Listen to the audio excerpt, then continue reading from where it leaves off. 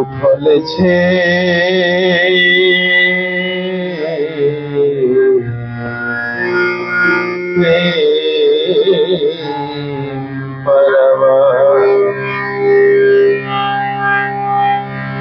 তোরা আয় না ছুটে ভবের মতে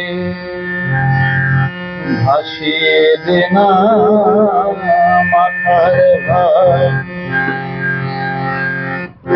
উথলেছে প্রেম পারাবার সবাই বলুন উথলেছে প্রেম পারাবার তোরা আয় না ছুটে ভবের মুখে ভাসিয়ে দে না মাথার ভার আয় না ছুটে ভবের মুখে ভাসিয়ে দে না মাথার শ্রী শ্রী রামকৃষ্ণ পাঠচক্র ইউনানি পার্কের আয়োজিত আজকের এই ভক্ত সম্মেলন সবাইকে আমরা স্বাগত জানাচ্ছি, সশ্রদ্ধ প্রণাম জানাচ্ছি। বৈদিক শান্তি মন্ত্রের মাধ্যমে আমরা আজকে এই অনুষ্ঠানের শুভ সূচনা করছি। শ্রী গুরুভ্যো নমঃ হরি ওম सहना भवतु सहनौ भुनक्तु सह वीर्यं करवावहै तेजस्विनावधीतमस्तु मा विद्विषावहै। ओम शांति शांति शांति हरि ओम। ओम शन्नो मित्र संग वरुणः संग नो भगवत्वर्यमा संग नो इंद्रो बृहस्पतिः संग नो विष्णुरुक्रमः। नमो ब्रह्मणे नमस्ते वायो त्वमेव प्रत्यक्षं ब्रह्मासि त्वमेव प्रत्यक्षं ब्रह्म वदिष्यामि ऋतं वदिष्यामि सत्यं वदिष्यामि तन्माम् अवतु तद्भक्तारम् अवतु अवतु माम् अवतु भक्तारम्। ओम शांति शांति शांति हरि ओम। कर्णे शृण्वामदेवा भद्रं पश्येमाक्षबीजयत्र स्थिरैरङ्गैस्तुवादं स्वस्तनभिः वसेमदेवहितं जदायु। स्वस्ति नो इन्द्रो वृद्धस्तवः स्वस्ति नो पूषा विश्ववेदः स्वस्ति नस्तार्क्ष्यो वरिष्ठनेमि स्वस्ति नो बृहस्पतिर्ददातु। ओम शांति शांति शांति हरि ओम। ओम पूर्णमदः पूर्णमिदं पूर्णात् पूर्णमुदच्यते पूर्णस्य पूर्णमादाय पूर्णमेवावशिष्यते। ओम शांति शांति शांति हरि ओम। श्री रामकृष्णार्पणमस्तु।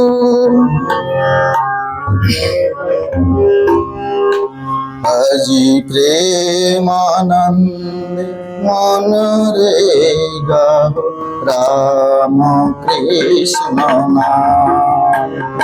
আজি প্রেমানন্দে মন রে গাও রাম কৃষ্ণ নাম। গাও রাম কৃষ্ণ নাম জপ রাম কৃষ্ণ নাম। গাও রাম কৃষ্ণ নাম জপ রাম কৃষ্ণ নাম। নাম সুধা পানির মত বিরাম। আজি প্রেমানন্দে মন রে গাও রাম কৃষ্ণ নাম।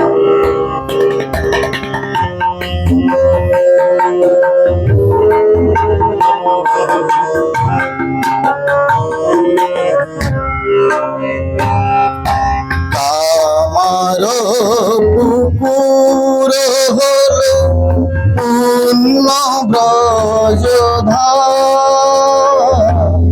কামার পুকুর হলো পূর্ণ ব্রজধাম, যেথা সখা গণ লয়ে খেলে লীলা অবিরাম, যেন মানস মুকুরে ভাসে, মানস মুকুরে ভাসে সে ছবি সুধা, নাম সুধা পানে রব মত বীরা, আজি প্রেমানন্দে মনরে গাব রাম কৃষ্ণ নাম।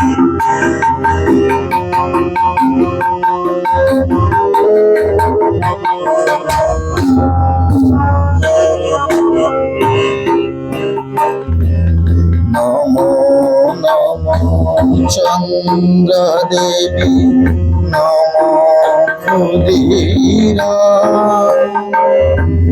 কৃপাময়ী আজননী লব প্রণাম। নমো নমো চন্দ্র দেবী, নমো ক্ষুদিরা, কৃপাময়ী মা জননী লব প্রণাম। জয় রাম বাটির মাটি চন্দন সমান, আমার মা জননীর জন্মভূমি মহা তীর্থস্থান। জয় রাম বাটির মাটি চন্দন সমান, আমার মা জননীর জন্মভূমি মহা তীর্থস্থান। মায়ের চরণে শরণ নিলে, চরণে শরণ নিলে পুরে নমস্কার, নাম সুধা পানি রব মত বীরা, আজি প্রেমানন্দে মনরে গাও রাম কৃষ্ণ নাম, গাও রাম কৃষ্ণ নাম, জপ রাম কৃষ্ণ নাম, নাম সুধা পানে রহ মত বীরা, আজি প্রেমানন্দে মনরে গাও রাম কৃষ্ণ নাম। পূর্ণম ব্রহ্ম সনাতনম সচ্চিদানন্দ রূপোপি যোবতীর্ণ যুগে যুগে, মাতরম শারদাম বন্দে রামকৃষ্ণ স্বরূপিণীম, মহাশক্তি মহাভাবম মহাযোগ সমন্বিতাম। ওম নিত্য শুদ্ধ বুদ্ধ মুক্ত বেদান্তম ভুজ ভাস্করম, নমামি যোগকর্তারম আর্তনাথম বীরেশ্বরম। যস্য প্রসাদাৎ ভগবান প্রসিদ, যস্য প্রসাদাৎ নগতি কুতোপি, ধ্যায়ন স্তুবন স্তস্য যশস্ত্রী সন্ধৌ, বন্দে গুরু শ্রী চরণারবিন্দ।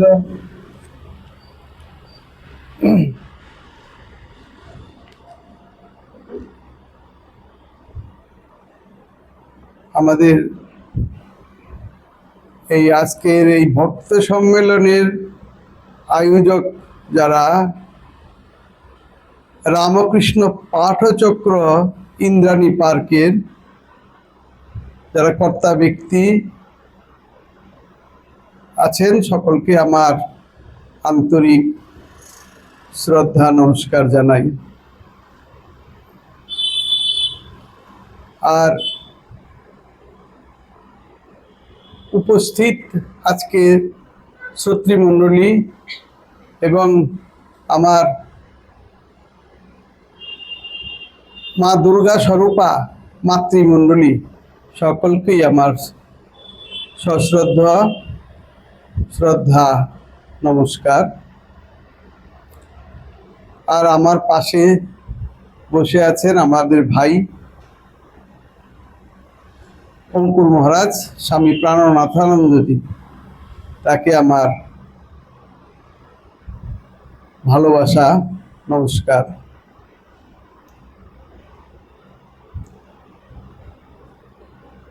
বিষয়টি আজকে যে আমাকে যে আদেশ করা হয়েছে, আদেশ বলবো না, আমি একটু মজা করে বলছি, হ্যাঁ, যে কেল্লা থেকে যুদ্ধ, ভালো কথা। এখন আপনারা কি সকলে যুদ্ধ করবেন?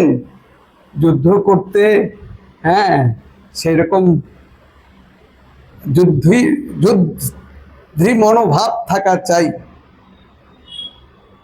আমি এই জন্যই বলছি,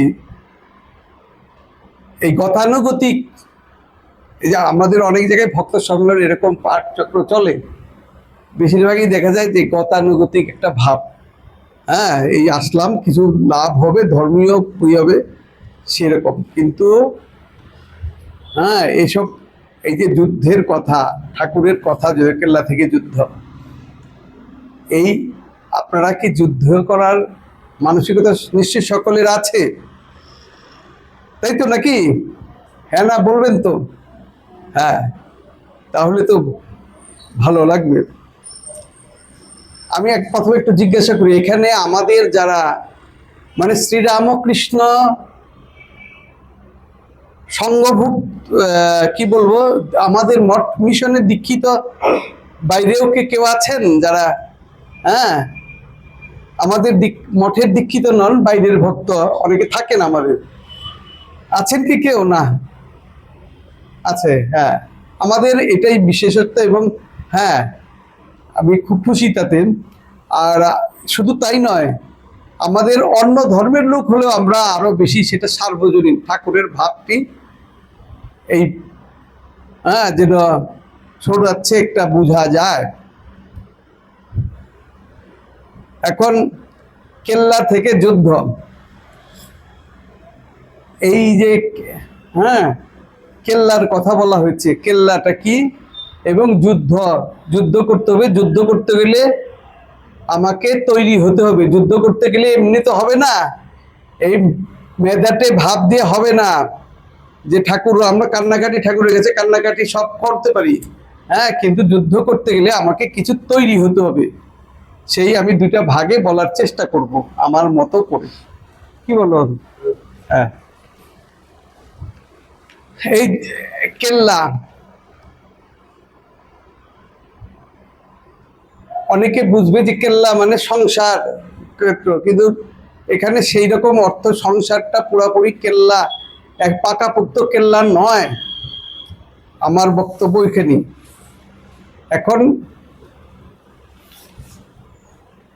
তাহলে কেল্লা কি? এই কেল্লা কোথায়, কিভাবে শ্রীরামকৃষ্ণ রূপ কেল্লা, আমি সেইটির কথা বলবো। ভগবান শ্রীরামকৃষ্ণ আমাদের কেন এসেছেন? যোগের প্রয়োজনে, তার নিজস্ব কোনো প্রয়োজন নেই। বলছেন আচার্য শঙ্কর বলছেন, স্বপ্রয়োজন অভাবেপি ভূতানু জিঘৃক্ষয়া, নিজের প্রয়োজন দরকার নাই, জীবের কল্যাণের জন্য তুমি লোককল্যাণ চিকিৎসয়া, মানুষের কল্যাণে অবতার পুরুষের জন্ম। নিজের মায়াকে, মায়া শক্তিকে অবলম্বন করে তার অধীনে মায়া শক্তি, আর আমরা মায়ার অধীন। এই হচ্ছে অবতারের সঙ্গে পার্থক্য। তিনি এসেছেন আমাদের কল্যাণের জন্য, আমাদের দুঃখ দুর্দশা দেখে তিনি আমাদের সেই দুঃখ দুর্দশা থেকে মুক্ত করার জন্য, আমাদের ভালোর জন্য তিনি এসেছেন। তিনি আরো তার মুখ্য উদ্দেশ্য সাধনার দ্বারা এই গ্লানি মুক্ত, নিজ জীবনের যে সাধনা, সেই সাধনার দ্বারা তিনি কিভাবে লোক কল্যাণ সাধন করবেন, এইটি তার মুখ্য প্রচেষ্টা। তিনি এই কাজের জন্য অন্তর্যামী পুরুষ, কাজ করার জন্য কয়েকজনকে বেছে নিয়েছেন। এখানে একটি শিক্ষার বিষয় দেখবেন, আমাদের এই যে আমরা দুর্গা পূজা করি, মানে কি সংহতির পূজা, সবাই, ঠাকুর একা নয়, আরো 16 জন পার্ষদ এবং কিছু সংখ্যক গৃহী ভক্ত বেছে নিলেন। তাদের নিয়ে তিনি একটা সমষ্টি রূপে সংঘ, যেন একা এখন চলে না, একক শক্তিতে চলে না, এখন সংঘ শক্তি। এইটি হচ্ছে বর্তমান যুগ, হচ্ছে সবাই মিলেমিশে যে সংঘভাবে কাজ করার, সেটি তিনি করার জন্য এলেন এবং তাদের নিয়ে এই যা তার পার্শ্বদের আনলেন। আর তার লীলা পুষ্টির জন্য এবং তারই নির্দেশিত পথে তারা তাদের ধর্মজীবন এমন সুদৃঢ় ভিত্তিতে প্রতিষ্ঠিত করলেন, সেইভাবে তিনি তার লীলা সহায়কদের নিয়ে লোক কল্যাণ অর্থে কি করলেন, রামকৃষ্ণ সংঘের কাশীপুরেই সূচনা হয়েছে, ধীরে ধীরে স্বামীজি করেছেন। বাস্তব রূপ দিয়েছেন স্বামী বিবেকানন্দ, এবং সেই সংঘকে কে লালন পালন করেছেন?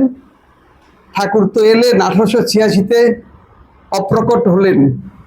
স্বামীজিও 1902 চলে গেলেন, মা থাকলেন আরো 1920। মা এই সংঘকে, আমাদের যে শ্রীরামকৃষ্ণ সংঘ, তার লালন পালন করলেন। মায়ের কাজ যেটি লালন পালন করা। আর যে পার্ষদ, অন্যান্য পার্ষদ, তারা কি করলেন, এই ভাবাদর্শ নিয়ে তারা বিভিন্ন জায়গায় এই স্থাপন করলেন কেন্দ্র। আপনারা জানেন, প্রথমে দিকে আমাদের সারগাছি, এই ইত্যাদি ইত্যাদি কিছু সেন্টার, মাদ্রাজে, এইসব যে কেল্লা যেন তৈরি হচ্ছে সেইভাবে। আর তারপরে যারা পরের সন্ন্যাসীরা এলেন, যারা এই রামকৃষ্ণ পার্শ্বদের শিষ্য, ঠাকুরের পার্শ্বদ ডাইরেক্ট ডিসাইপলস এবং কিছু গৃহী ভক্ত, তারা করলেন। এবং তারপরে এলেন ঠাকুরের ডাইরেক্ট ডিসাইপলসদের, এই যে আছেন 16 জনের, স্বামীজিকে নিয়ে। এখানে আরেকজন ছিলেন তুলসী মহারাজ, দক্ষ মহারাজ, আরো 2 জন, তাদের নামটা এখন আমাদের, সে অন্য ইতিহাস। সেই তাদের কাছে যারা এলেন, তারা বিভিন্ন জায়গায় গিয়ে, তারা এই পার্শ্বদ ডাইরেক্ট, তারা গিয়ে বিভিন্ন জায়গায় তারা করলেন, সংঘ, বা আপনাদের ভাষায় বলতে পারি কেল্লা প্রতিষ্ঠা করলেন।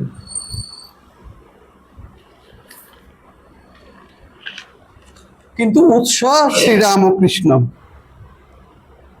তার সত্তাই আমরা সত্তাবান। তার যে এই ফার্স্ট জেনারেশন, তার হাতে গড়া, ঠাকুরের হাতে গড়া।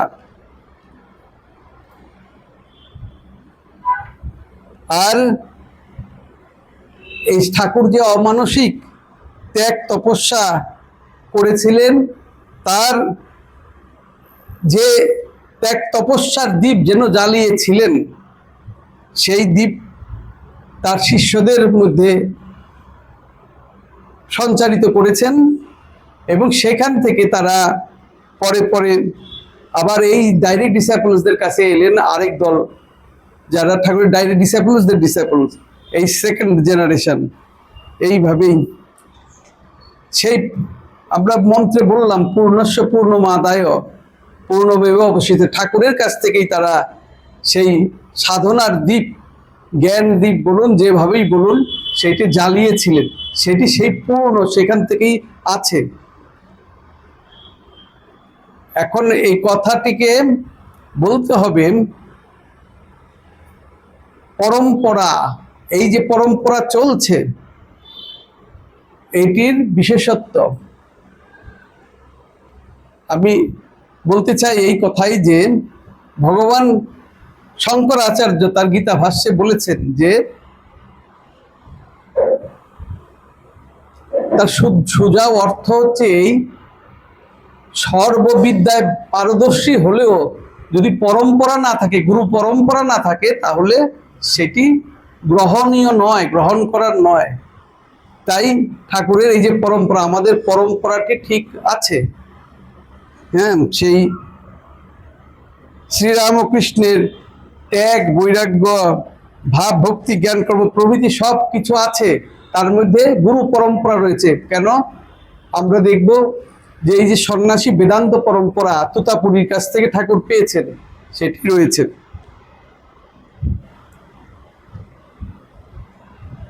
শ্রীরামকৃষ্ণের এই যে তারপরে বিভিন্ন জায়গায় কেন্দ্র হয়েছে, অনেক দুঃখ কষ্ট ঝড়ঝঞ্ঝা, অনেক প্রাথমিক দিক দিয়ে খুব অনেক কিছু ঘটে গেছে এবং এখনো কিছুই হয়নি রামকৃষ্ণের সঙ্গে, এখনো নবীন, আরো অনেক কিছু ঘটবে, ঘটনা কিছুই হয়নি। যেমন খ্রিস্টান মিশনারিদের অনেক কিছু ঘটেছে, আমাদের মাত্র একজন শহীদ হয়েছেন, স্বামী ত্রিগুণাতীতানন্দ, তাই তো নাকি? ত্রিগুণাতীতানন্দ। আর এরকম আরো অনেক কিছু এক্সপেক্টেড ডে, ভবিষ্যতে যত বিস্তার হবে তত জটিলতা বাড়বে, এগুলো অনেক রকম ঘটনা ঘটবে। হ্যাঁ, এই সংঘ এইগুলো তার জন্য আমাদের তৈরি, হ্যাঁ, যুদ্ধ করার জন্য আমাদের সেইভাবে স্পিরিচুয়ালি বিশেষ করে তৈরি। কারণ লক্ষ্য রাখতে হবে আমাদের এই আধ্যাত্মিকভাবে তৈরি থাকতে। মঞ্চে উপবিষ্ট মহারাজগণের চরণে আমার ভূমিষ্ঠ প্রণাম জানিয়ে আমি মায়ের কথা পাঠ করছি। জননীং শারদাং দেবীং রামকৃষ্ণাং জগদ্গুরুং পাদ পদ্মে তয় শ্রিত্বা প্রণমামি মুহুর্মুহুঃ। মা বলেছেন, আমি সত্যিকারের মা, গুরু পত্নী নয়, পাতানো মা নয়, কথার কথা মা নয়, সত্য জননী। বাঁকুড়া জেলার অন্তর্গত জয়রামবাটি একটি ক্ষুদ্র গ্রাম। এই গ্রামের শ্রীযুক্ত রামচন্দ্র মুখোপাধ্যায় ও শ্যামাসুন্দরী দেবীর প্রথম সন্তান শ্রী শ্রী শারদামণি দেবী। পুরুষানুক্রমে রামচন্দ্রের উপাসক শ্রীযুক্ত রামচন্দ্র মুখোপাধ্যায় অত্যন্ত ধর্মনিষ্ঠ, পত্নী শ্যামাসুন্দরী দেবীর ঠিক সেরকম।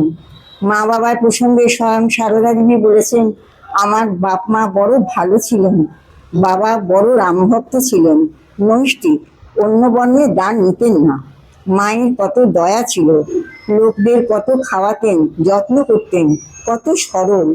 বাবা তামাক খেতে খুব ভালোবাসতেন, তা এমন সরল অমায়িক ছিলেন যে যে কেউ বাড়ির কাজ দিয়ে যেত ডেকে বলতেন, আর বলতেন, এই এসো বসো তামাক খাও, এই বলে নিজেই ছিলিম তামাক সেজে খাওয়াতেন।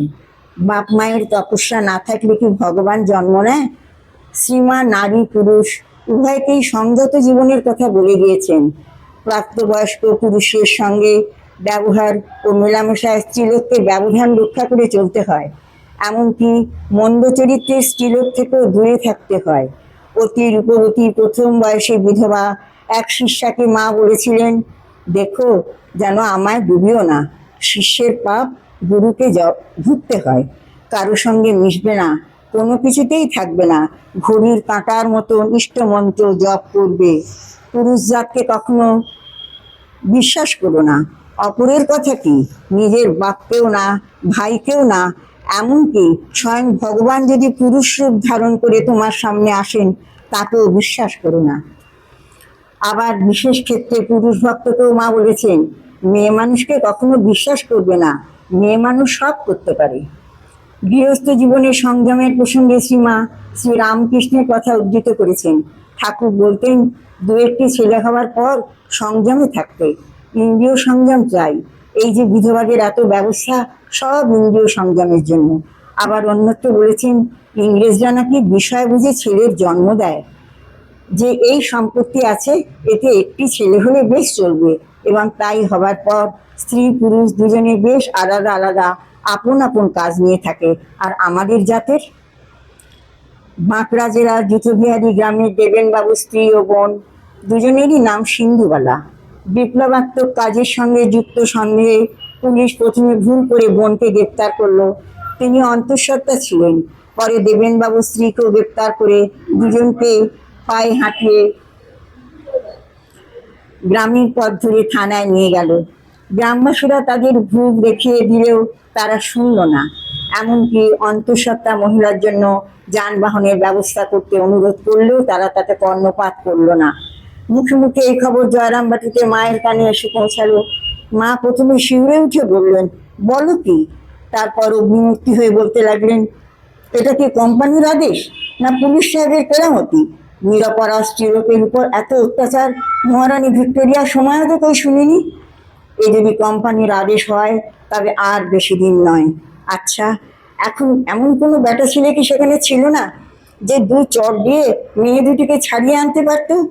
কিছুক্ষণ পরে খবর এলো যে মহিলা দুজনকে পুলিশ ছেড়ে দিয়েছে। তখন মা অনেকটা শান্ত হয়ে বললেন, এই খবর যদি না পেতুম, তবে আর ঘুমোতে পারতুম না। সন্ন্যাসীদের মাতৃস্নেহে ভালোবেসেছেন বলেই তিনি সংঘজননী নন, সংঘের আদর্শকে পরিপুষ্ট করেছেন, প্রয়োজনে পথ নির্দেশ দিয়েছেন সংঘের দিকপাল সন্ন্যাসীদের। এই জন্যই তিনি সংঘজননী। দেহত্যাগের কয়েকদিন আগে জনৈকা ভক্ত মহিলাকে বললেন, যদি শান্তি চাও মা, কারো দোষ দেখো না, দোষ দেখবে নিজের। জগৎকে আপনার করে নিতে শেখো। কেউ পর নয় মা, জগৎ তোমার। জগতের উদ্দেশ্যে এই তার শেষ বাণী। আর সবাইকে জানিয়ে গেলেন আশীর্বাদ, যারা এসেছে, যারা আসেনি, আর যারা আসবে, আমার সকল সন্তানদের জানিয়ে দিও মা, আমার ভালোবাসা, আমার আশীর্বাদ সকলের উপর আছে। নমস্কার। वसुदेव सुतं देवं कंसचाणूरमर्दनं देवकी परमानन्दं कृष्णं वन्दे जगद्गुरुं। श्रीभगवानुवाच, একটু বাড়াতে হবে। एवं सततयुक्ता ये भक्तास्त्वां पर्युपासते, ये चाप्यक्षरमव्यक्तं तेषां के योगवित्तमाः। श्रीभगवानुवाच, मय्यावेश्य मनो ये मां नित्ययुक्ता उपासते, श्रद्धया परयोपेताः ते मे युक्ततमा मताः।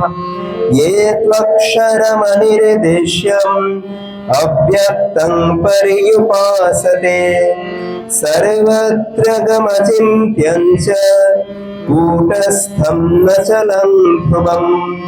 संनियम्येन्द्रियग्रामं सर्वत्र समबुद्धयः, ते प्राप्नुवन्ति मामेव सर्वभूतहिते रताः। क्लेशोऽधिकतरस्तेषाम् अव्यक्तासक्तचेतसाम्, अव्यक्ता हि गतिर्दुःखं देहवद्भिरवाप्यते। ये तु सर्वाणि कर्माणि मयि सम्यस्य मत्पराः अनन्येनैव योगेन मां ध्यायन्त उपासते महं समुद्धर्ता मृत्यु संसार सागरात् भवामि न चिरात् पार्थ मय्यावेशितचेतसाम् मय्येव मनया धत्स्व मयि बुद्धिं निवेशय निवसिष्यसि मय्येव अत ऊर्ध्वं न संशयः अथ चित्तं समाधातुं न शक्नोषि मयि स्थिरम् अभ्यासयोगेन ततो मामिच्छाप्तुं धनञ्जय अभ्यासेऽप्योऽसमर्थोऽसि मत्कर्मो परमो भव मदर्थमपि कर्माणि कुर्वन् सिद्धिमवाप्स्यसि अथैतदप्यशक्तोऽसि कर्तुं मद्योगमाश्रितः सर्वकर्मफलत्यागं ततः कुरु यथात्मवान् श्रेयो हि ज्ञानमभ्यासात् ज्ञानाध्यानं विशिष्यते कर्मफलत्यागः त्यागात् शान्तिरनन्तरम् अद्वेष्टा सर्वभूतानां मैत्रः करुण एव च निर्ममो निरहङ्कारः समदुःखसुखक्षमी सन्तुष्टः सततं योगी यतात्मा दृढनिश्चयः मर्यार्पितमनो बुद्धिः यो मद्भक्तः समे प्रियः यस्मान्नो द्विजते लोको लोकान्नो द्विजते च यः हर्षामर्षभयोद्वेगैः यो मद्भक्तः समे प्रियः अनपेक्ष शुचिर्दक्ष उदासीनो गतव्यथ सर्वारम्भ परित्यागी यो मद्भक्तः समे प्रियः यो न हृष्यति न द्वेष्टि न शोचति न काङ्क्षति शुभाशुभ परित्यागी भक्तिमान् यः समे प्रियः समशत्रौ च मित्रे च तथा मानापमानयोः शीतोष्ण सुखदुःखेषु समः सङ्गविवर्जितः तुल्यनिन्दास्तुतिर्मौनी सन्तुष्टो येन केनचित् अनिकेतः स्थिरमतिः भक्तिमान् मे प्रियो नरः ये तु धर्मामृतमिदं यथोक्तं पर्युपासते श्रद्धाना मत्परमा भक्तास्तेतीव मे प्रियाः। ॐ तत्सदिति श्रीमद्भगवद्गीतासु उपनिषत्सु ब्रह्मविद्यायां योगशास्त्रे श्रीकृष्णार्जुनसंवादे भक्तियोगो नाम 12 अध्यायः। श्रीरामकृष्णार्पणमस्तु। উপবিষ্ট সভাপতি মহারাজকে আমার সশ্রদ্ধ প্রণাম এবং উপস্থিত সকল ভক্তমণ্ডলীকে আমার নমস্কার এবং আন্তরিক অভিনন্দন। আজকে যে বিষয়ের উপর বলতে বলা হয়েছে যে জানবে যে তোমাদের আর কেউ না থাক, একজন মা আছে। এটা তো মায়ের বিখ্যাত বাণী। এটা ধরেই তো আমরা প্রতিদিন মনে হয় ঠাকুরের ভক্তরা, আমরা যারা দীক্ষিত যারা এবং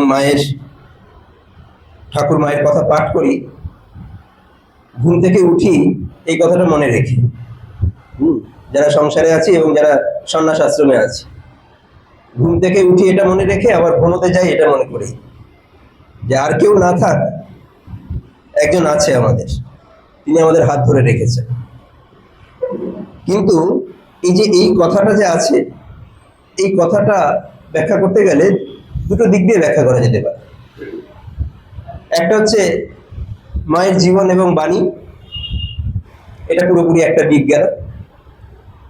আরেকটা হচ্ছে এই যে মাতৃভাব,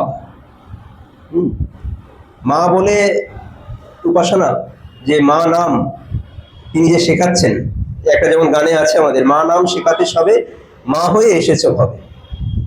তো এই যে গানের যে বাক্যটা, গানের যে কথাটা, এটা মায়ের জীবনে কিভাবে প্রতিফলিত হয়েছিল এবং তিনি কেন নিজের জীবনটা এইভাবে যাপন করলেন 34 বছর ধরে। শ্রীরামকৃষ্ণের শরীর যাবার পর যে 34 বছর, মা এখানে 67 বছর পর্যন্ত পৃথিবীতে থেকেছেন, কি দিয়ে গেলেন, কি করে গেলেন এবং কি কি ভাব এই জগতে রেখে গেলেন মানুষের জন্য, উত্তরকালীন মানুষের জন্য, সেদিকটা একটা দিক। তা আমরা দুটোই অল্প অল্প করে অল্প সময়ের মধ্যে দেখব।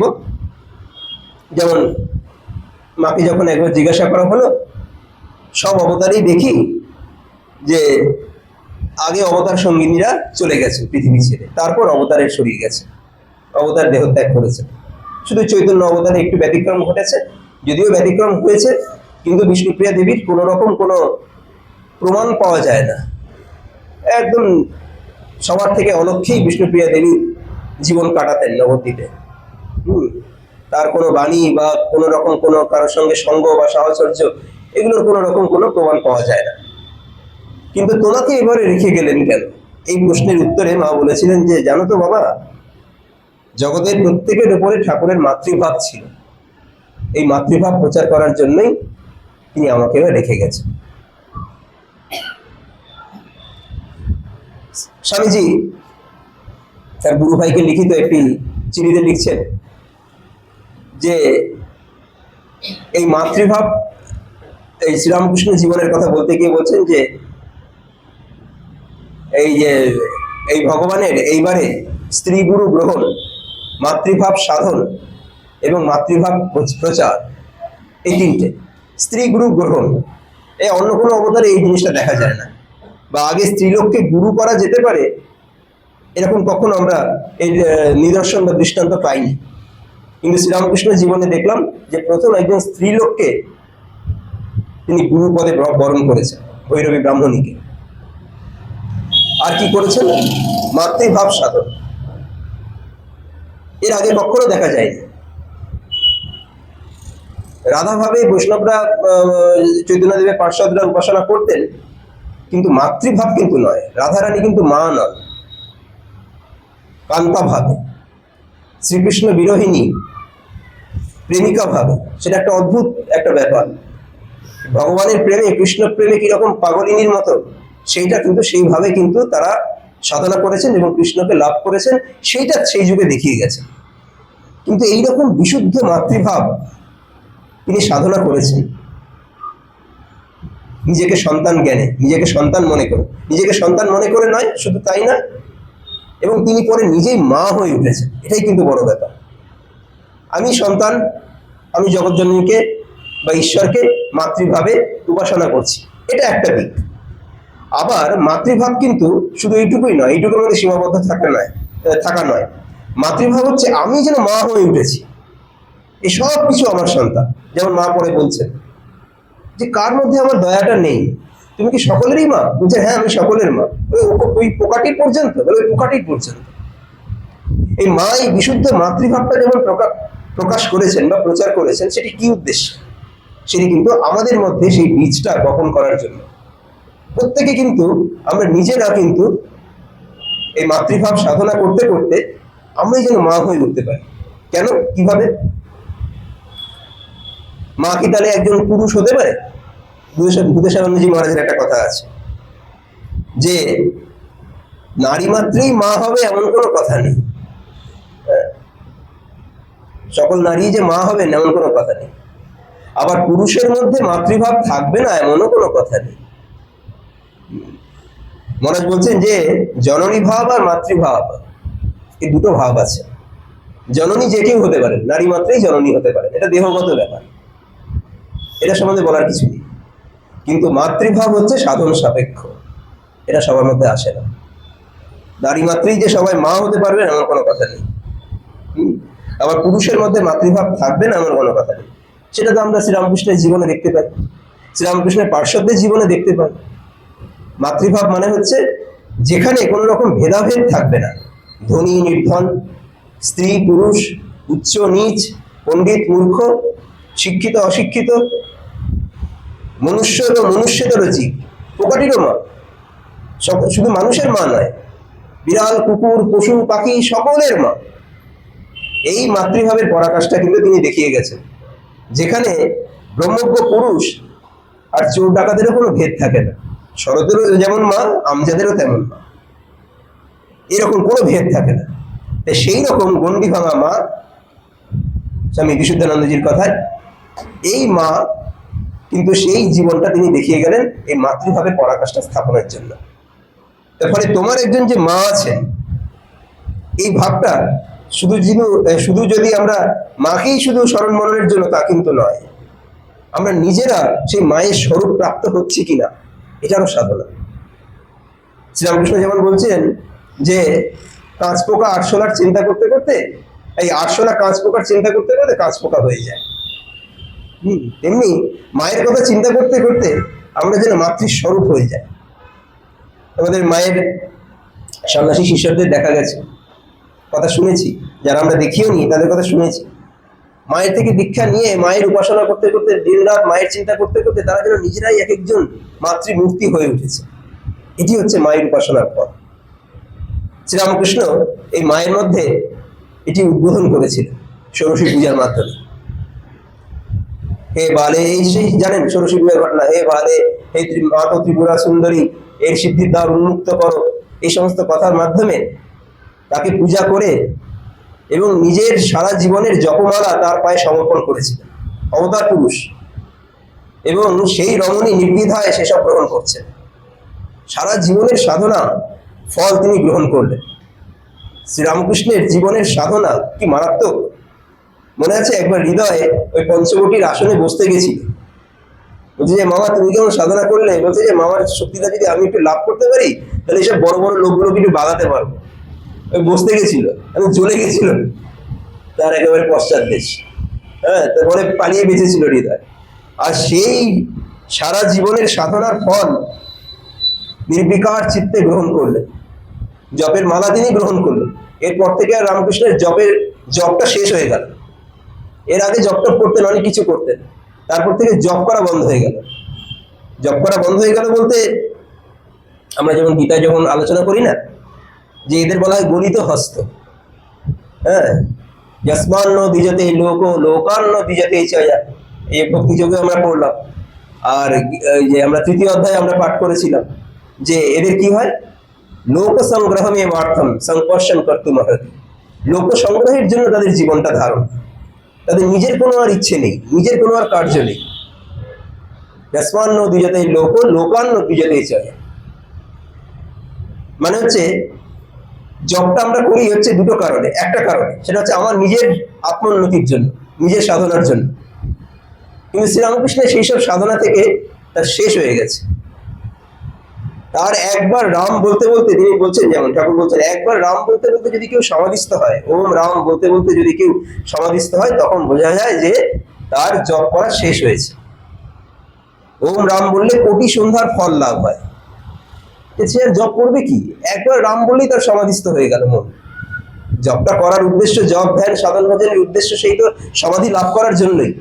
যার একবার রাম নামে বা একবার কালী নামে যার সমাধিস্থ হচ্ছে, যিনি সমাধিস্থ হচ্ছেন, তিনি আর বারবার করে এতবার 108 বার 1008 বার জপ করবেনটা কি করে? তার মন কোথায় তার পাদপদ্মে লীন হয়ে গেছে। তো এই সমস্তের জন্য তার কিন্তু আর জব করাটা শেষ হয়ে গেল, তিনি সর্বদা সমাধিস্থ হয়ে আছে।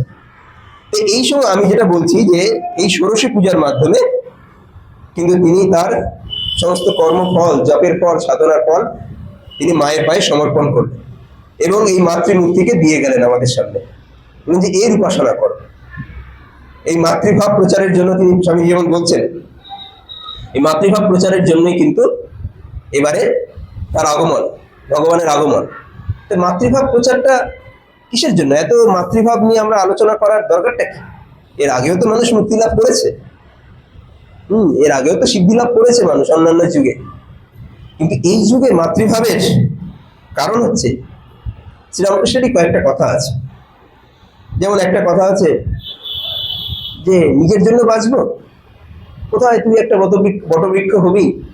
হ্যাঁ, এটা স্বামীজিকে বললেও ভাবটা তো এটাই, যে নিজের জন্য বাঁচা না, যদি বাঁচতে হয় সবার জন্য, অর্থাৎ নিঃস্বার্থপরতা।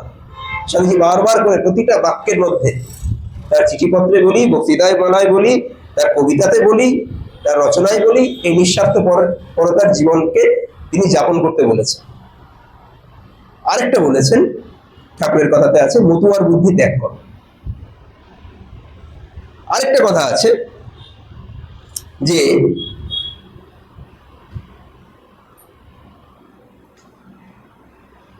মাতৃভাবে যে পরমা পবিত্র, যে আমাদের যে চাওয়া পাওয়া, আমাদের প্রত্যেকেই তো গিভ অ্যান্ড টেক পলিসিতে আমরা চলি।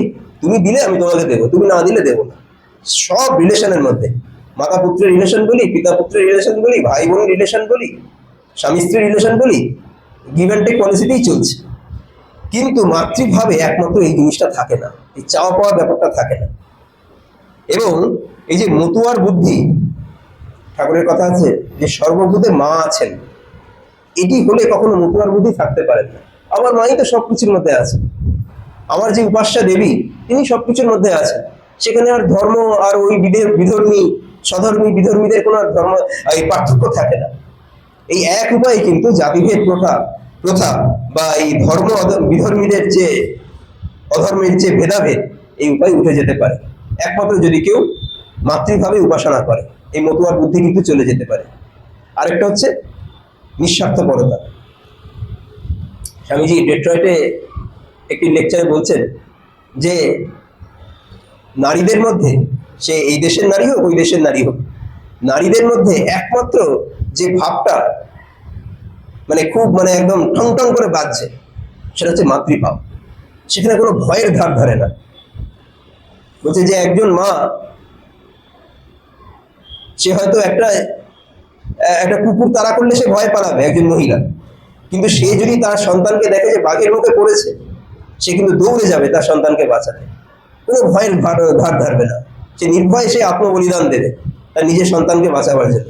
এই মাতৃভাব, এই যে সবার মধ্যেই কিন্তু এই ভাবটা আছে, কিন্তু এই ভাবটা আরো বিস্তৃত করার জন্য, একজন পুরুষের মধ্যে এই ভাবটা আছে, নারীদের মধ্যে এই ভাবটা আছে, কিন্তু এই ভাবটাকে আরো দৃঢ় করার জন্য এবং আরো উচ্চভাবে সকলের জন্য বিস্তৃত করার জন্য কিন্তু এটা সাধনার দরকার। এটা আমরা ক্ষুদ্র আকারে আছে, আমাদের সব ভাবই, ভালো ভাবও ক্ষুদ্র আকারে আছে, মন্দ ভাবও ক্ষুদ্র আকারে আছে। এবার আমরা যেমন যেমন এটাকে নার্চার করি, যেমন যেমন এটা পুষ্টি বিধান করি, সেই সেই ভাবগুলো আমাদের হৃদয়ের মধ্যে পুষ্ট হয়। আমরা যদি ভালো ভাবটা বিস্তার লাভ করাতে পারি এই ভালো ভাবটা, তাহলে কিন্তু আমরা মাতৃভাবের একটা কি বলবো, একটা স্থানে আমরা পৌঁছবো, সেই স্তরে আমরা পৌঁছবো যেখানে কোনো বন্দি থাকবে না, বেড়াজাল থাকবে না। তা মা যখন বলছেন যে দেখো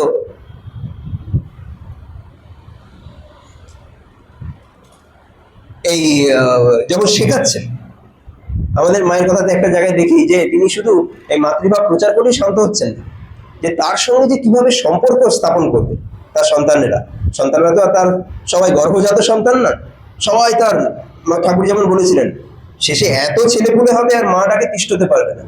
সেই সব সন্তানরা কোত্থেকে আসছেন এবং তাদের সঙ্গে শেষে মায়ের যে কিরকম একটা সম্পর্ক স্থাপন হবে সেটিও কিন্তু মা শিখিয়ে দিচ্ছেন।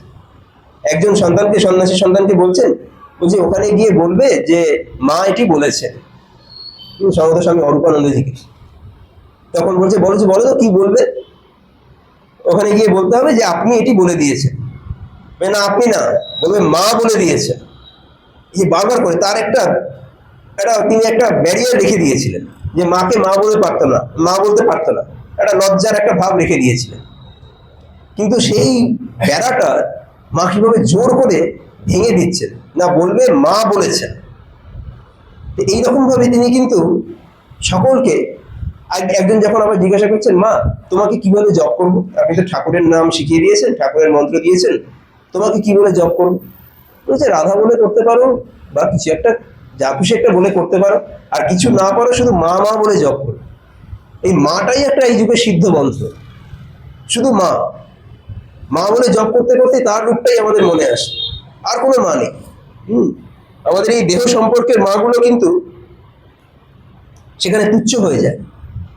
মায়ের কথাতে একটা আছে না, যে নলিনীদি বলছেন যে দেখো এইসব ছেলেদের পিসি তোমার কিন্তু পাপ হবে, এইসব ছেলেরা তোমার কাছে আসছে, কারো 2 পাস 3টে পাস, কত ভালো ভালো ঘরের ছেলেরা, আর তুমি এদের সাধু করে দিচ্ছ, তোমার মহা পাপ হবে। বলছে তুই কি বুঝবি, এরা তো আর কাকের বাচ্চা নয়, এরা কোকিলের বাচ্চা। একটু যখন বড় হয় তখন এদের চৈতন্য ফিরে আসে, তখন লালন পালন করা মাকে ছেড়ে নিজের মায়ের কাছে চলে আসে। এটা শুধু কিন্তু যারা সাধুভাবে শুয়েছেন তাদের জন্য নয়, এটা সবাই, আপনারা যারা গৃহে আছেন তাদেরও দেখবেন একটা সময় পরে কিন্তু এই যে দেহ সম্পর্কের আর লোকজনকে, আত্মীয় স্বজনকে আর ভালো লাগে না। এই মায়ের তখন কিন্তু উপাসনা বা মায়ের সাধনাটা কিন্তু এখানেই, তখন আর নিজের আত্মীয় স্বজনকে ভালো লাগে না। ঠাকুরের একটা কথাতে আছে না, যে যার ঠিক ঠিক বৈরাগ্য হয়েছে, যার ঠিক ঠিক ভগবত প্রেম হয়েছে, তখন আত্মীয় স্বজনকে কাল সর্প বলে বোধ হয়। এটা বেশি বাড়াবাড়ি করেছে, হ্যাঁ, আত্মীয় স্বজনকে কাল সর্প বলে বোধ হচ্ছে। তো এটা তার একেবারে চরম সীমার কথা, কিন্তু অতটা না ভাবলেও দেখবেন যে একটা সময় পরে কিন্তু আর আত্মীয় স্বজন বন্ধু বান্ধবদের আর ভালো লাগছে না। যে যত আধ্যাত্মিক পথে আমরা এগিয়ে যাই, যত এগিয়ে যাব, তখন দেখবেন যে এইগুলো যেন আর দুঃছাই হয়ে যাচ্ছে। তবু একটা থাকার জন্য থাকা, তাহলে কি করবো, তাহলে কি সবাই বেরিয়ে যাবে? তা নয়, যে যেখানে আছো সেখানে কাজ করো, সকলের মধ্যে হয় মাকে দেখো, আর নিজেকে মায়ের স্থানে রেখে সকলকে সন্তান ভাবে দেখো। এই দুটো ভাব, হয় সকলকে মা বুদ্ধিতে তুমি নিজে সন্তান, মায়ের সেবা করছো এইভাবে দেখো, অথবা নিজেকে মায়ের স্থানে রেখে সকলকে সন্তান ভাবে দেখো। সেখানে কোনো গণ্ডি থাকে না, সেখানে নিজের স্বামীও সন্তান হয়ে যায়। মাকে যখন জিজ্ঞাসা করলেন, মা তুমি ঠাকুরকে কি বলে দেখো, মা বললেন যে আমি সন্তান ভাবে দেখি। ঠাকুরকে কিন্তু সন্তান ভাবে দেখছি, সেখানে স্বামী নিজের কিন্তু আপন নন। ঠাকুর যখন বলছেন যে তুমি বলো, আগে প্রতিজ্ঞা করো আমার খাবারটা আর কাউকে দেবে না, তখন এই মা বলেই বলতে পারলেন, যিনি মাতৃভাবের আদর্শ স্থাপন করবেন পরবর্তী যুগে, তিনি বলতে পারলেন দেখো তুমি তো শুধু আমার ঠাকুর নও, তুমি সকলের। কোন স্ত্রী এই কথাটা বলতে পারবেন বলুন, যে তুমি তো শুধু আমার ঠাকুর নও, তুমি তো শুধু আমার স্বামী নও। হ্যাঁ, যে স্বামীকেও পর্যন্ত বুঝতে পারছেন যে আমি ঠাকুরের, ঠিক আছে, কিন্তু ঠাকুর শুধুমাত্র আমার নয়। এই রাধারানীর মধ্যেও কিন্তু এই ভাবটা ছিল, যে অন্যান্য সখীদের কি ছিল, আমি কৃষ্ণের, কৃষ্ণ আমার, এই ধরনের ভাবটা, কিন্তু রাধারানীর মধ্যে ছিল বিশুদ্ধ ভাব। এই জন্য হচ্ছে মধুর ভাবে রাধারানী কথা বলা হয়, কারণ রাধারানী জানতো যে আমি কৃষ্ণের, কিন্তু কৃষ্ণ শুধুমাত্র আমার নয়, কৃষ্ণ অনেকের হতে পারে, কৃষ্ণ সকলের, এই জগৎ সংসারের কৃষ্ণ। এই মায়ের মধ্যে কিন্তু এই ভাবটাই আমরা লক্ষ্য করেছি, সেটা হচ্ছে মাতৃভাবে, যে শ্রীরামকৃষ্ণ সেখানে সন্তান, এবং বলছেন যে তুমি তো শুধু আমার ঠাকুর নও, তুমি সকলের। এই মাতৃভাবের পরাকাষ্ঠাই কিন্তু শ্রী শ্রী মা দেখিয়ে গেছেন, এবং আমাদের সেইভাবে সাধনা করার জন্য উদ্বুদ্ধ করেছেন। মায়ের প্রত্যেকটা বাক্যের মধ্যে, মায়ের প্রত্যেকটা বাণীতে, মায়ের এই যে সমগ্র জীবনীতে আমরা সেইভাবেই দেখতে পাই। এই ডাকাত বাবা আমরা ঘটনা পাই, সেখানে কিন্তু এত আপন বলে বোধ করছেন, সেখানে সেই ওই বললাম না যে সেখানে ব্রহ্মজ্ঞ পুরুষ আর ডাকাতের মধ্যে কোনো পার্থক্য থাকে না। এমনভাবে নিজের মতো করে মিশছেন, তারা নিজেকে সন্তান ভাবে দেখছেন, সারদাকে সন্তান ভাবে দেখছেন, আবার কখনো সেই ডাকাতকেই ছেলে মনে করছেন। এই মাতৃভাব সাধনায় কিন্তু একমাত্র ঠিক ঠিক নির্ভীকতা লাভ করা যেতে পারে। স্বামীজি বলেছেন না, স্বামীজি অনেকটা বানিয়ে দিয়েছেন নির্ভীক হও, শক্তিমান হও, এসব নির্ভীকতা কিন্তু একমাত্র মাতৃভাবেই কিন্তু লাভ করা যেতে পারে। সেখানে কোনো ভয় ডর বলতে কিছু থাকে না, নিজের সন্তানের জন্য নিজের জীবনটা পর্যন্ত বিসর্জন দিতে পারে। নিঃস্বার্থপরতা, স্বার্থপর মা কখনো স্বার্থপর হতে পারে? মা নিজের খাবারটুকু পর্যন্ত সন্তানকে খাইয়ে দেয়, কখনো স্বার্থপরতা নেই, নিজে শেষ করে দেয় নিজের সন্তানের জন্য। তাই জন্য বলছি যে অনেক মায়েদের মধ্যে, সব মায়েদের মধ্যে এটা দেখা যায় না। তাই জন্যই ঠাকুর বললেন যে ওই মহারাজের কথাতে যেমন বললাম যে এই যে নারী মাত্রই যে মা হবে এমন কোনো কথা নেই, কিন্তু এই জিনিসটাই নিঃস্বার্থপরতা যার থাকবে সেই কিন্তু ঠিক ঠিক মা বলার উপযুক্ত। এবং সকল প্রাণীর জন্য আত্মবলিদানের চেষ্টা জন্য তৎপর থাকা, সবকিছুর জন্য আত্মবলিদান। যদি মাতৃভাবে যদি প্রতিষ্ঠিত একজন না হয়, তাহলে কিন্তু সকল প্রাণীর জন্য আত্মবলিদানটা হবে না। আমরা বুদ্ধের জীবনে দেখেছি যে একটা ছাক শিশুর জন্য বলছে যে তুমি আগে আমাকে বলি দাও। এই যে হৃদয় বত্তাটাই কিন্তু মাতৃভাব। আমাদের স্বামী রঙ্গনাথানন্দজি মহারাজের একটা বক্তৃতায় আছে, বলছে যে এই জগতে দুটো সত্তা আছে, এই পুরুষ ভাব এবং এই স্ত্রী ভাব। পুরুষ ভাব হচ্ছে পরব্রহ্মকে পুরুষ বলে, পুরুষ ও পুরাণ এরকম ভাবে পুরুষ পরব্রহ্মকে পুরুষ বলে উপাসনা করা, পুরাণ পুরুষ রূপে বর্ণনা করা, উপাসনা করা। এবং নিজের মধ্যে যে দৃঢ়তা, যে বলিষ্ঠ ভাব, যে তেজ বীর্য, এগুলো হচ্ছে একটা পুরুষ ভাব। পৌরুষের সঙ্গে বিবেক, বৈরাগ্য, জ্ঞান, এগুলো হচ্ছে পৌরুষ ভাব। আবার আরেকটা আছে যে আমাদের যে কোমল ভাবগুলো, সকলের জন্য ভালোবাসা, সকলের জন্য প্রেম, সকলের জন্য দয়া, সকলকে ক্ষমা, এগুলো হচ্ছে স্ত্রী ভাব। এটা প্রত্যেকের মধ্যে আছে। এই স্ত্রী, এতদিন পুরুষ ভাব নিয়ে আলোচনা করা হয়েছিল, এত যুগ ধরে, এত হাজার হাজার বছর ধরে এই পুরুষ ভাবগুলোকে নিয়ে আমরা কিন্তু চর্চা করেছিলাম। জ্ঞান, ভক্তি, বিবেক, বৈরাগ্য, পরম পুরুষকে পুরাণ পুরুষ রূপে উপাসনা করা, ব্রহ্মকে উপাসনা করা। কিন্তু এই যুগে আমরা মাতৃভাব, সকলের প্রতি ক্ষমারূপা তপস্বিনী মাকে বলা হয়। বলরাম বাবু বলতেন সকলকে ক্ষমা করছে, যে তোমার কিছু নয়। একজন মহাপাপী বলছে যে মা আমাকে কি ক্ষমা করবে? বলছে দেখো বাবা, ভুল যখন বুঝতে পেরেছো তোমার পাপ ধুয়ে গেছে। মানুষ ভুলটা বুঝতে পারে না, যেই ভুলটা বুঝতে পারলো মা সঙ্গে সঙ্গে তাকে গ্রহণ করবে। এরকম ক্ষমাশীলা আর কখনো দেখা যায় না। এটি কিন্তু মাতৃভাব। ঠাকুর, মা, স্বামীজিকে ভক্তিপূর্ণ প্রণাম জানাচ্ছি এবং মহারাজকে আমার ভক্তিপূর্ণ প্রণাম জানাই। তার আগত সকল ভক্তবৃন্দকে যথাযোগ্য সম্মান, নমস্কার এবং শ্রদ্ধা জানাচ্ছি।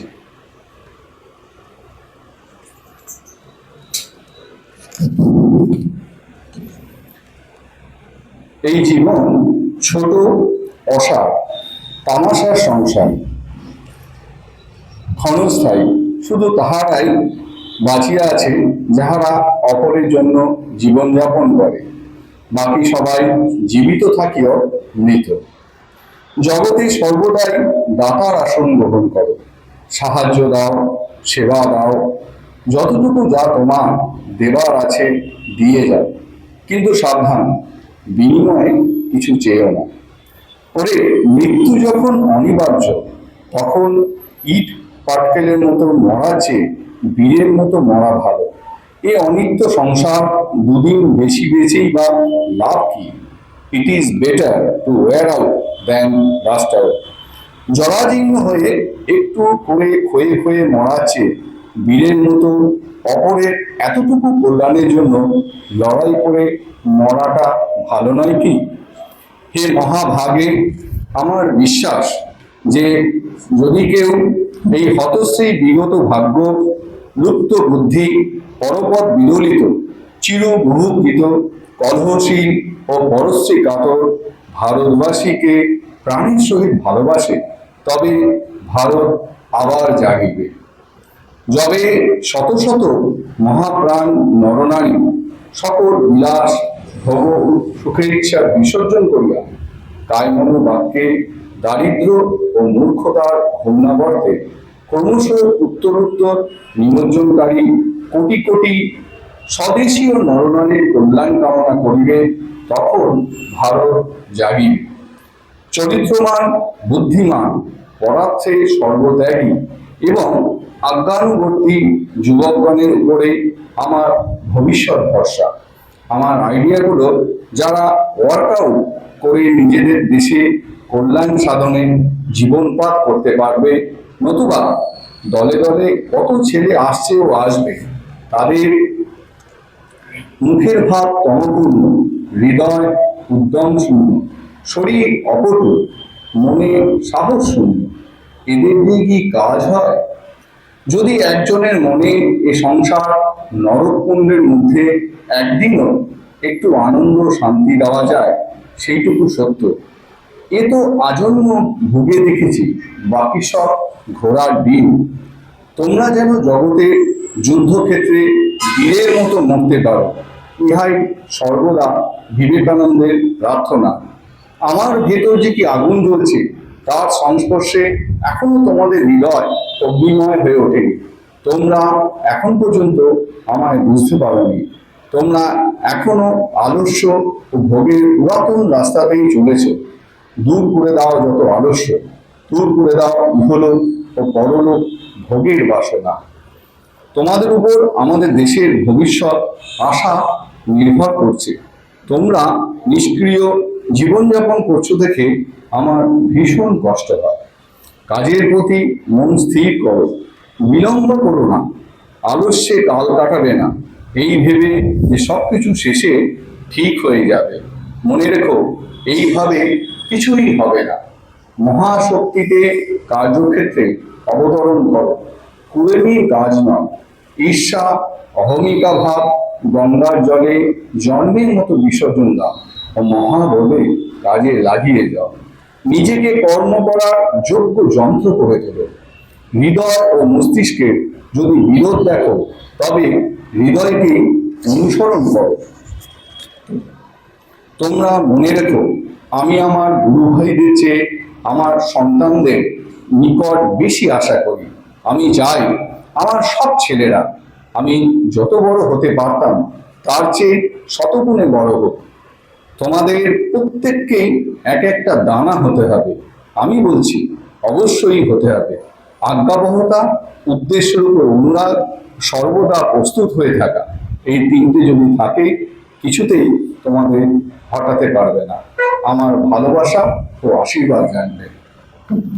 একটা বিশেষ ঘোষণা আছে, আপনারা প্রাণভয় শুনেছেন যে আমাদের এখানে একটি ছোট ছোট 30 জন বাচ্চাদেরকে নিয়ে আমাদের একটা ছোট প্রয়াস, তাদেরকে নিয়ে আবৃত্তি, গান, যোগা এগুলো শেখানো হয়। তো আমরা তাদেরকে শুধু এই শেখানো নয়, দুপুরের প্রসাদটাও তারা এখানে পায়, যেটা আমাদের মা করুণাময়ী কালী মন্দির থেকে পাঠানো হয়। তো 30 জন বাচ্চাদের সেখানে খাওয়া দাওয়ার ব্যবস্থা আছে। তা আপনারা সকলেই জানেন যে আগামী 1 বৈশাখ আসছে, আমরা সকলেই কিছু না কিছু নতুন বস্ত্র পরিধান করি। যদি আপনারা সাহায্য করেন, তা আমরা 30 জন বাচ্চার মুখে কিছুটা হলেও আনন্দ দিতে পারবো, এই আশা রেখে নমস্কার সকলকে। আপনার কাছে আবেদন রাখলাম। शरणं रामकृष्ण शरणं रामकृष्ण शरणं शरणे जय जय रामकृष्ण शरणं रामकृष्ण शरणं रामकृष्ण शरणं शरणे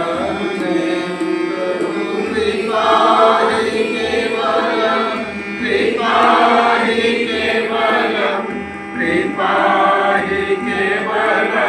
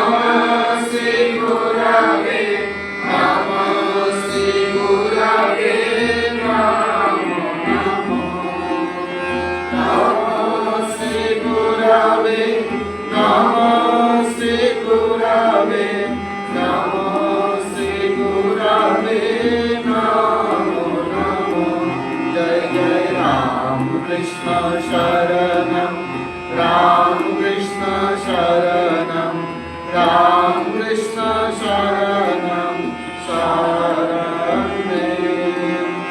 রাম কৃষ্ণ জয় জয় রাম কৃষ্ণ